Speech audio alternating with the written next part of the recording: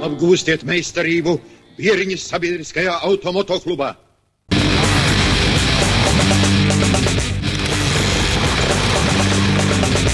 Latvijas motokrosa vēsture stiepjas nosacīt senā pagātnē. Jau Padomju Savienības laikā 50. gados latviešu motokrosisti uzrādīja lielisks rezultāts pasaules trasēs. Jaunās Latvijas laikos motokrosa sistēma pajuka un popularitāte samazinājās. Šodien tas viss atjaunojās, motobraucēju skaits palielinās, un šodien esam ciemos pie viena no plašāk pārstāvētajiem motoklubiem – Bieriņu motoklubu. Bieriņu motoklubu es vēl atceros no 85. gada, kad pats pirmo reizi piedalījos Aleksandra Brieža organizētajos mačos Māruvas trasē. Kā redzams, šobrīd popularitāte un kluba dzīve notiekās. Cik šobrīd ir dalībnieki klubā un kādi ir? Visam klubā ir 46 dalībnieki, nodarbojas aktīvi, kas piedalās sacīkstēs no 25 līdz 30, kā kuri gadi bijuši apmēram. Un pamatmērķis ir nodarboties ar sportu, ar augstu līmeņu. Varbūt ne tādā izteiksmē augstu līmeņu kā profesionāls sports, tur pasaules līmeņu, bet lai cilvēki, kas grib arī bērni, 30 gadīgi ir atnākuši, nav nekad braukuši nodarboties sportu, un tādā veidā viņi iemācās pareizi braukt, pareizi kustēties, sagatavo muskuļu grupas, visu. Un līdz ar to viņi nav ne trasē bīstam nekā un izjūt no tā lielu prieku un gandarījumu, piedaloties arī sacīkstēs. Ne tikai apmācot, kā jābrauc, kā jālec, kā jāiet pagriezienos.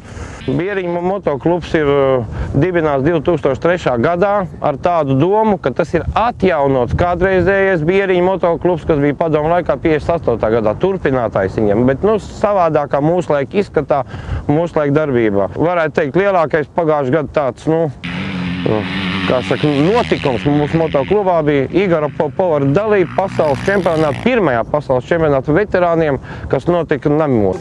Kā es saprotu, šī te ir uzskatām par Bieriņu motoklubu trasi. Jā, tas ir. Tā bija tava iniciatīva izveidot šeit to trasi. Jā, es Aivaram piedāvāju, ka var, un tā mēs ar te izveidojām visu to kopā. Cik ir lēni mums iet, bet iet uz priekšu. Jā, pavasarī māja sākumā uzvanīja Aigars Virza.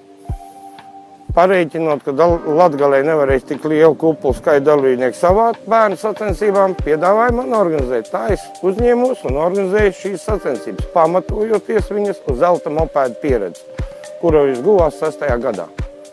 Jā, ja mēs atceramies padomu laikus, tad tas patiešām bija milzīgs pasākums, kur pārpa 1000 bērniem, pat pie 2–3 tūkstoši dalībnieki pa visu Latviju piesaistīja bērnus.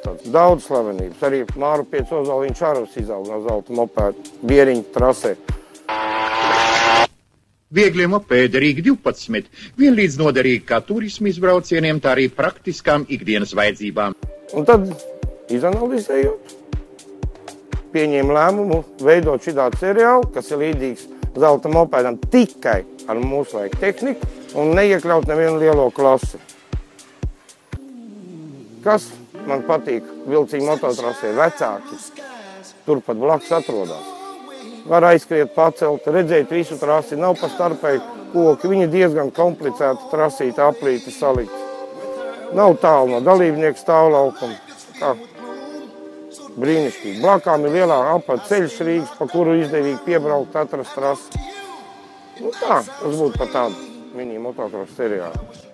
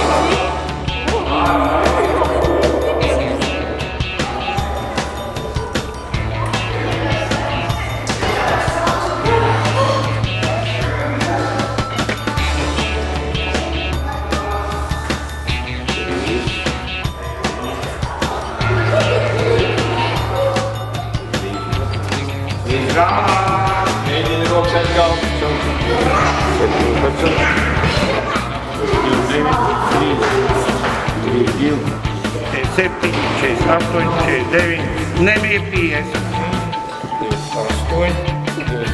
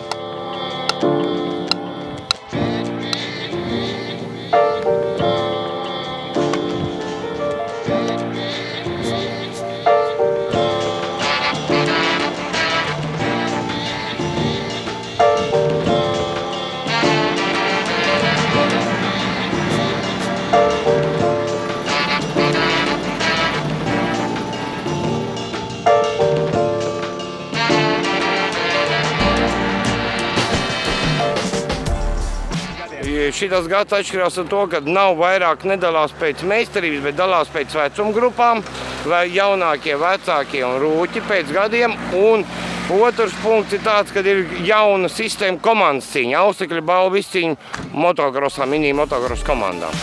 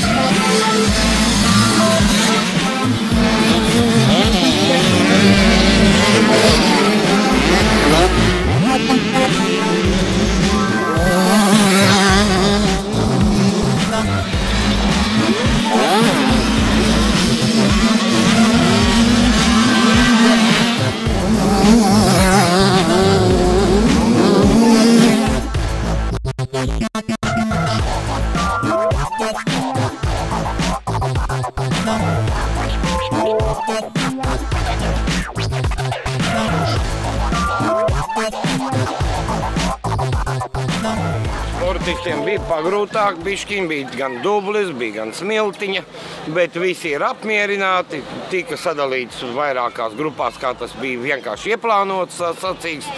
Gan jaunākie atsevišķi brauc, gan vecākie atsevišķi startēja.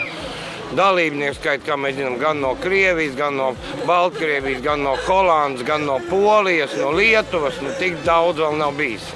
Tā kā ļoti interesants pasākums sanāca, brīnišķīgi, arī treniņš un stiprajiem treniņš, jaunajiem atkal laba pieredze, gan dubļi, gan smilti, gan saule, gan vējš, gan lietus.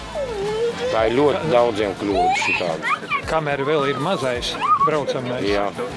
Tas kaut kā ir piedodams, bet ar lielā ātrumā iztaisnot, pacelt krītošs motis var tikai ar gāzes roku. Tur kāju var tikai salauzt, pagāžot apakšā. Ir jau pieredze, ne tikai man. Paldies! Labi, paldies tev, jā.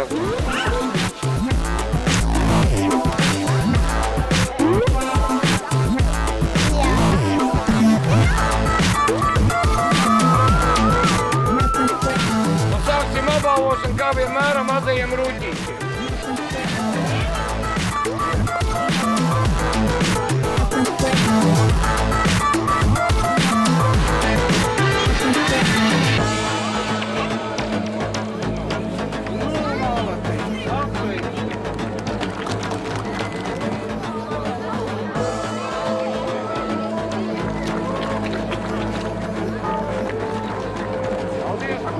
Rokas augšā un meitene!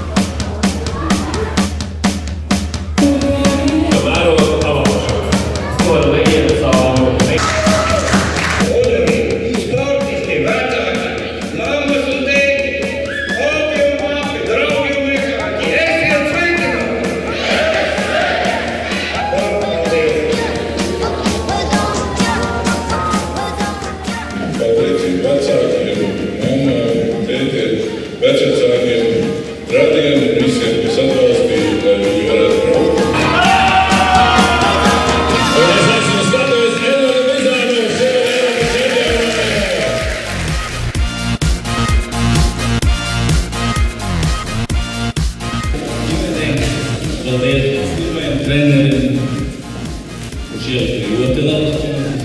Paldies Arnim, kurš mācīja to attīstīt tālāk, lai varētu sasniegt šo pirmo lielo panākumu. Protams, paldies visiem atbalstītājiem. Paldies sportam. Paldies visiem.